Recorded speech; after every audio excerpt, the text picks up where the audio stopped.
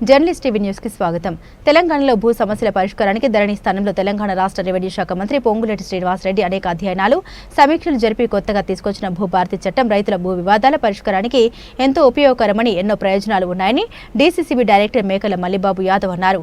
కామెపల్లి మండలం బండిపాడు, రాయగూడెం, రిక్కితండ రెవెన్యూ పరిధిలో జరిగిన భూభారతి రెవెన్యూ చట్టం అవగాహన సదస్సులో పాల్గొన్న మల్లిబాబు యాదవ్ మాట్లాడారు. గత ప్రభుత్వం రైతుల సమస్యల కొరకు తీసుకొచ్చిన ధరణి చట్టంలో ఎన్నో సమస్యలు ఉన్నాయని, వాటి స్థానంలో ప్రతి సమస్యను పరిష్కరించడానికి కొత్తగా భూభారతి చట్టాన్ని తెలంగాణలోని రేవంత్ రెడ్డి ప్రభుత్వం అన్ని అంశాలను పరిశీలించి తీసుకొచ్చిందని, దీనివల్ల భూ వివాదాలు సులభంగా పరిష్కారం అయ్యే అవకాశం ఉందని తెలిపారు.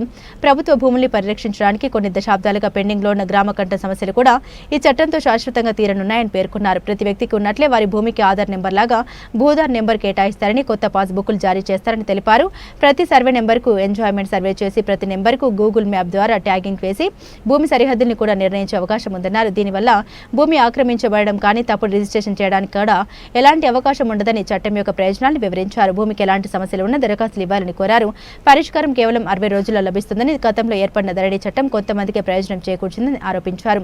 కాంగ్రెస్ ప్రభుత్వం తీసుకొచ్చిన భూభారతి చట్టం పారదర్శకంగా సమస్యలకు శాశ్వత పరిష్కారం చూపిస్తుందని మల్లిబాబు యాదవ్ తెలిపారు. ఈ కార్యక్రమంలో deputy tahsildar Rafiuddin, revenue inspector Vijaya, junior assistant Shyam Kumar, record assistant Srinu, రైతులు పాల్గొన్నారు. కాబట్టి మరి రైతులు వినియోగించుకోవాలి. ప్రతి ఒక్కళ్ళు కూడా మరి అవకాశాన్ని మరి వినియోగించుకొని సమస్యలను పరిష్కారం చేసుకోవాలి. ఇక మరి అదేవిధంగా ఈరోజు మరి కాంగ్రెస్ ప్రభుత్వం వచ్చిన తర్వాత మరి ఎన్నో సంక్షేమ కార్యక్రమాలు మరి పెట్టి తీసుకుపోతూ ఉన్నారు. మరి దాంట్లో చూసుకుంటే ఈరోజు ఉచితంగా మరి కరెంటు 200 యూనిట్లు కాల్చుకున్న వాళ్ళకి ఉచిత కరెంట్ ఇస్తున్నటువంటి ప్రభుత్వం ఈ భారతదేశంలో ఎక్కడ లేదు, మన తెలంగాణ రాష్ట్రంలో ఉన్నది. అదేవిధంగా మహిళలకి మరి ఉచిత బస్సు సౌకర్యం కల్పించినటువంటి ప్రభుత్వం కూడా మన తెలంగాణలో ఉంది తప్ప భారతదేశంలో ఉచిత బస్సు ఇచ్చినటువంటి పరిస్థితి లేదు. మరి అదేవిధంగా రైతులకి రుణమాఫీ కావచ్చు, మరి అదేవిధంగా మొన్న మీకు కార్డు ఉన్నటువంటి ప్రతి ఒక్కళ్ళకు కూడా మరి సన్నం ఇచ్చేటువంటి కార్యక్రమం తీసుకుంది కూడా, అది కూడా ఎక్కడ లేదు భారతదేశంలో, మన తెలంగాణలోనే మన ముఖ్యమంత్రి రేవంత్ రెడ్డి గారే పెట్టారని చెప్పి మరి ఈ సందర్భంగా మీకు తెలియజేస్తా ఉన్నాను. మరి అదేవిధంగా మీరంతా కూడా మొన్న మరి అప్లికేషన్స్ పెట్టుకున్నారు. రాజీవ్ యువకాశం అని చాలామంది చదువుకొని నిరుద్యోగులు మరి ఉద్యోగాలు లేక, ఏ వ్యాపారం చేయలేక, లేదా కూలి పనికి పోయలేక ఉన్నటువంటి వాళ్ళకు కూడా జీవనం కల్పించడం కోసం కూడా 50,000 నుంచి 4 లక్షల రూపాయలు కూడా అందరం అప్లికేషన్స్ పెట్టుకున్నారు. కొన్ని అవి తయారవుతూ ఉన్నాయి. మరి ఈరోజు క్యాబినెట్లో దాని మీద నిర్ణయం తీసుకుంటారని కూడా ప్రభుత్వం మరి చెప్తా ఉన్నది. మరి అదేవిధంగా చూసుకుంటూ పోతే మరి ఎప్పుడని 10-11 సంవత్సరాల నుంచి మనకి ఇల్లు లేనటువంటి పరిస్థితి. గతంలో కనకయ్య గారు ఉన్నప్పుడు కొన్ని డబుల్ బెడ్రూమ్ ఇచ్చారు తప్ప మనం ఉమ్మడి మరి గ్రామ పంచాయతీకి కూడా ఇల్లు లేవు. మరి ఇప్పుడు కూడా మీకు 12 ఇళ్ళు కూడా శాంక్షన్, మొన్న ప్రొసీడింగ్ కాపీలు కూడా మరి మనకి ఇవ్వటం జరిగింది. మరి అదేవిధంగా మరి ఇంకా చాలామంది కొంతమందికి ఇల్లు రాలేదంటున్నారు. ఇదేంటంటే ఎక్కువ ఇక్కడ గిరిజనులు ఉన్నారు కాబట్టి మళ్ళీ ఈ యొక్క నియోజకవర్గానికి 700 ఇళ్ళు గిరిజనులకు ప్రత్యేకంగా వచ్చినాయి. ఆంట్లో కూడా మన ఎమ్మెల్యే గారు మరి ఇద్దాం, చెప్పండి ఇల్లులు ఇద్దామని చెప్పేసి చెప్పారు. ఎవరు ఆందోళన చెందాల్సినటువంటి మరి అవసరం లేదని చెప్పి ఈ సందర్భంగా తెలియజేస్తా ఉన్నాను. అదేవిధంగా మరి రేపో మాపో కార్డు లేకోకుండా గత 10 సంవత్సరాల నుంచి మరి పెళ్లిళ్ళు చేసుకొని పిల్లలు 10-11 సంవత్సరాలు వచ్చినప్పటికీ రేషన్ కార్డు లేక చాలామంది ఇబ్బంది పడుతున్నటువంటి పరిస్థితి ఉన్నది. మరి వాళ్ళకు కూడా రేషన్ కార్డు ఇచ్చేటువంటి కార్యక్రమాన్ని ప్రభుత్వం త్వరలోనే తీసుకుపోబోతా ఉంది. మరి ఎన్నో సంక్షేమ కార్యక్రమాలని తీసుకొచ్చి మేనిఫెస్టోలో పెట్టినటువంటి కాకోకుండా మరి ఎన్నో రైతులకి ఈరోజు డ్రిప్ కావాలన్నా మరి ఇరిగేషన్ డ్రిప్పుతో పాటు రైతులకు ఏదైనా పామాయిల్ వేసుకుంటుంటే మొక్కల ప్రీ గీయటం కావచ్చు, మరి ట్రాక్టర్ ఉంటే పరికరాలు కావచ్చు, ఎన్నో సబ్సిడీ కార్యక్రమాలు పెట్టారు. మన రైతులకి జీలుగులు కావచ్చు, పిల్లి పెసర్లు కావచ్చు, మరి పెసలు కావచ్చు, ఇవన్నీ కూడా సబ్సిడీ మీద మరి రైతులకు అందిస్తూ ఉంది.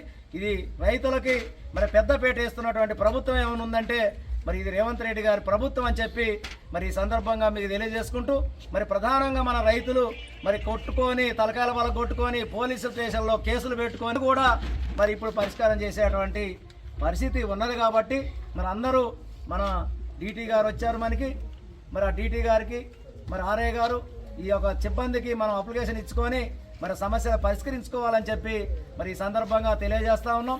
ఎందుకు అనంటే అధికారులే కాకుండా మరి పోవాలని చెప్పి కనకయ్య గారు నిన్న మొన్న కూడా ఎమ్మెల్యే గారు మీరు కూడా పోవాలి, రైతులను మోటివేట్ చేయాలి, అందరిని అప్లికేషన్లు పెట్టియాలి.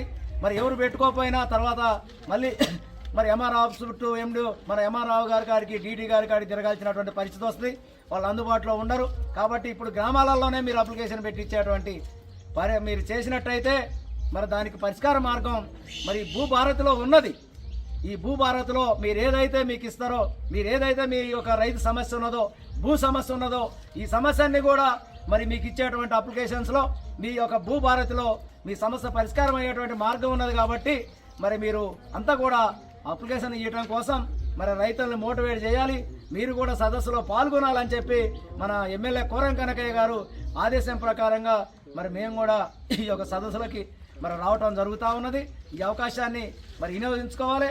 మరి ఇది చిన్న గ్రామ పంచాయతీకి ఈ గ్రామ పంచాయతీని అభివృద్ధి చేసుకోవాల్సినటువంటి అవసరం మీ అందరిపై మీద ఉన్నది.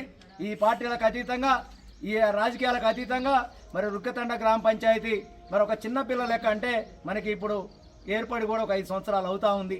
దీన్ని అభివృద్ధి చేసుకోవాల్సినటువంటి అవసరం ఉన్నది. గతంలో ఉమ్మడిగా మరి కొమ్మినపల్లి జీపీలో ఉన్నప్పుడు మరి అక్కడ సంత ఉంది కాబట్టి మీకు ఆదాయం వస్తూ ఉంటే మరి ఇక్కడ ఏది చేసినా సరిపోయింది. ఇప్పుడు ఆదాయం లేదు కాబట్టి మరి ఈ గ్రామ పంచాయతీని కూడా అభివృద్ధి చేసుకోవాలి. ఇక్కడ గ్రామ పంచాయతీ బిల్డింగ్ కట్టుకోవాల్సినటువంటి అవసరం ఉన్నది.